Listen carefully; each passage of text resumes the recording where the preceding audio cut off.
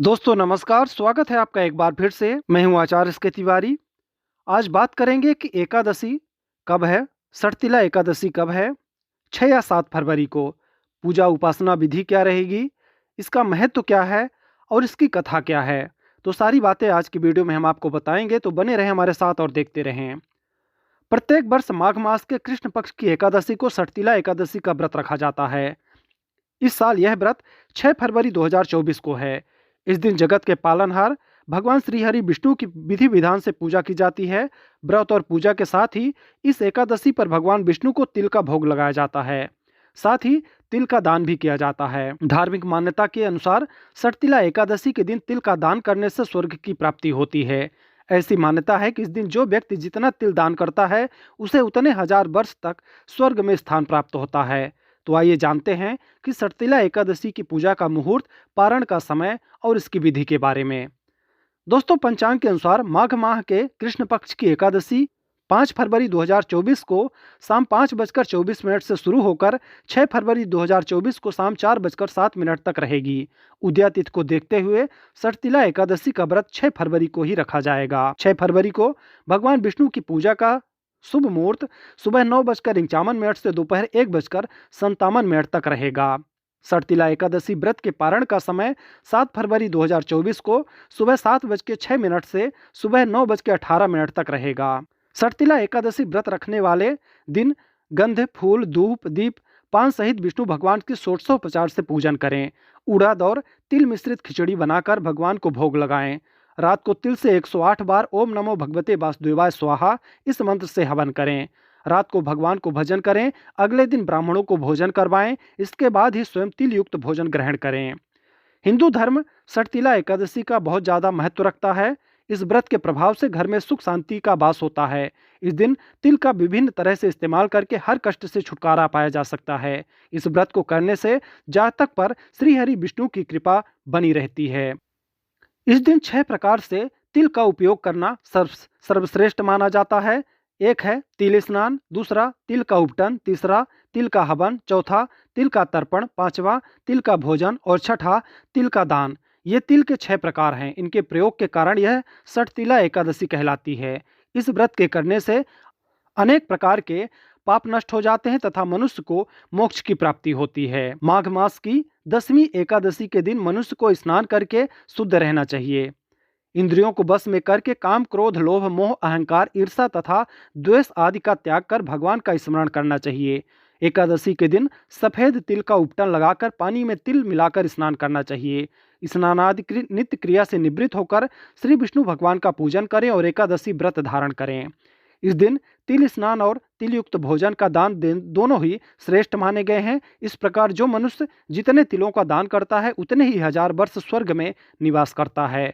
एकादशी तिथि के दिन पुण्य देने वाले नियमों को ग्रहण करें। उसके दूसरे दिन धूप, दीप, नैवेद्य आदि से भगवान का पूजन करके खिचड़ी का भोग जरूर लगाएं। फिर पेठा, नारियल, सीताफल या सुपारी का अर्घ देकर स्तुति करें। हे भगवान, आप दीनों को शरण देने वाले हैं, इस संसार सागर में फंसे हुओं का उद्धार करने वाले हैं। हे पुंडरीकाक्ष, हे विश्वभावन, हे सुब्रमण्यम, हे पूर्वज, हे जगतपते, आप लक्ष्मी जी सहित इस तुच्छ आर्ध को ग्रहण करें। ऐसा बोल करके अपना आर्ध भगवान विष्णु को अर्पित करें। इसके पश्चात जल से भरा कुंभ यानी घड़ा ब्राह्मणों को दान करें तथा ब्राह्मण को श्यामा गाय और तिल पात्र देना भी उत्तम है। इस व्रत के करने से अनेक प्रकार के पाप नष्ट हो जाते हैं तथा मनुष्य को मोक्ष की प्राप्ति होती है। अगर पुष्य नक्षत्र में गोबर, कपास और तिल मिलाकर बने कंडों से 108 बार हवन करने से जीवन में पुण्य का उदय होता है तथा श्री विष्णु की कृपा प्राप्त होती है। इस दिन रात्रि को जागरण करना चाहिए। इस दिन तिल स्नान, तिल उपटन, तिल का हवन, तिल से तर्पण, भोजन में तिल का उपयोग तथा तिल का दान करने का सबसे अधिक महत्व है तथा इस प्रकार तिल के उपयोग करने से बहुत पुण्य प्राप्त होता है।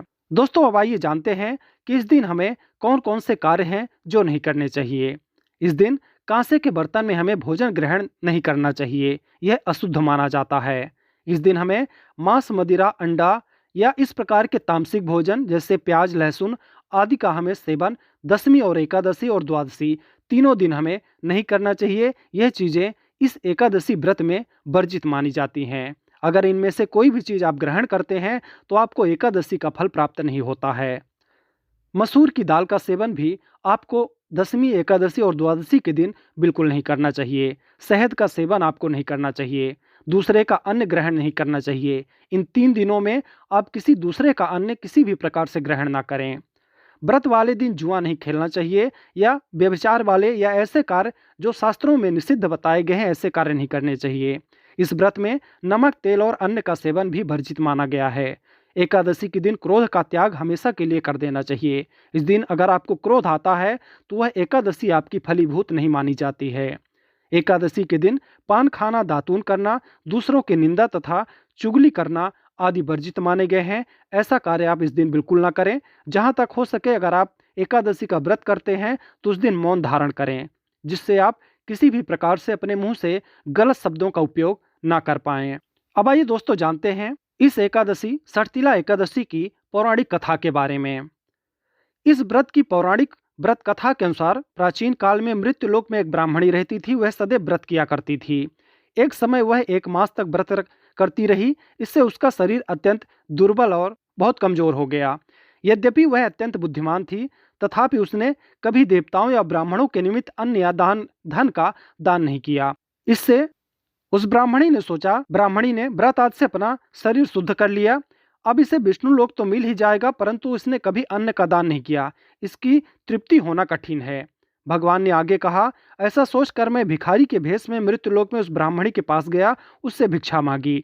वह ब्राह्मणी बोली, महाराज किस लिए आए हो? मैंने कहा, मुझे भिक्षा चाहिए। इस पर उसने एक मिट्टी का ढेला मेरे भिक्षा पात्र में डाल दिया। मैं उसे लेकर स्वर्ग में लौट आया। कुछ समय बाद ब्राह्मणी भी शरीर त्याग कर स्वर्ग में आ गई। उस ब्राह्मणी को मिट्टी का दान करने से स्वर्ग में सुंदर महल मिला, परंतु उसने अपने घर को अन्नादि सब सामग्रियों से शून्य पाया।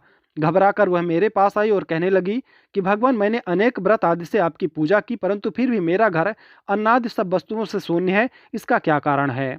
इस पर मैंने कहा, पहले तुम अपने घर जाओ, देव स्त्रियां आएंगी तुम्हें देखने के लिए। पहले उनसे सठतिला एकादशी का पुण्य और विधि सुन लो, तब द्वार खोलना। मेरे ऐसे वचन सुनकर वह अपने घर आई। जब देव स्त्रियां आई और द्वार खोलने को कहा तो ब्राह्मणी बोली कि आप मुझे देखने आई हो तो सठतिला एकादशी का महात्म मुझसे कहो। उनमें से एक देव स्त्री कहने लगी कि मैं कहती हूँ। जब ब्राह्मणी ने सठतिला एकादशी का महत्व सुना तब द्वार खोल दिया।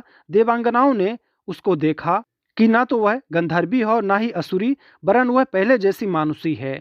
उस ब्राह्मणी ने उनके कथा अनुसार सठतिला एकादशी का व्रत किया। इसके प्रभाव से सुंदर और रूपवती हो गई तथा उसका घर अन्नादि समस्त सामग्रियों से युक्त हो गया। इस तरह इस व्रत से दुर्भाग्य, दरिद्रता तथा अनेक प्रकार के कष्ट दूर होकर मोक्ष की प्राप्ति होती है। अतः मनुष्यों को मूर्खता का त्याग करके सठतिला एकादशी का व्रत और लोभ न करने वाले तिलादि का दान करना चाहिए। तो दोस्तों, ये जानकारी थी सठतिला एकादशी के बारे में। जानकारी आपको कैसी लगी आप हमें कमेंट जरूर करें। वीडियो अच्छी लगी हो तो लाइक करें। चैनल में अगर आप नए हैं तो चैनल को सब्सक्राइब करें। हम आपके लिए ऐसे ही जानकारी इसी चैनल पर लेकर आते रहेंगे। मिलते हैं। जय श्री हरि।